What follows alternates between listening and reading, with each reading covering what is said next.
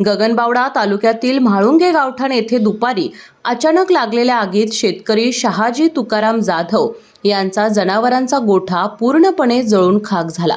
या दुर्घटनेत 3 दुभत्या म्हशींचा होरपळून मृत्यू झाला असून एक रेडी गंभीर जखमी झाली आहे।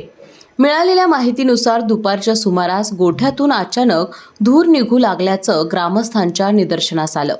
गोठा गवत आणि कुडाच्या भिंतींनी बनवलेला असल्यानं आगीने काही क्षणातच भीषण रूप धारण केलं। वाऱ्यामुळे आणि वाळलेल्या गवतामुळे आगीने झपाट्याने फैलाव घेतला।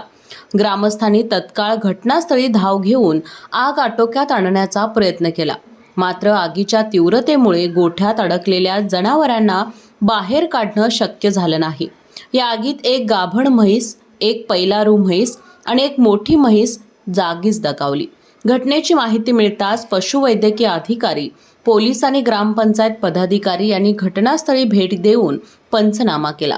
या आगीत शेतकरी जाधव यांचे लाखो रुपयांचे नुकसान झाले असून त्यांचे प्रमुख उपजीविकेचे साधनच नष्ट झाले आहे। या घटनेमुळे गावात हळहळ व्यक्त होत असून ग्रामस्थांनी शासनाकडे जाधव यांना तातडीने आर्थिक मदत देण्याची मागणी केली आहे।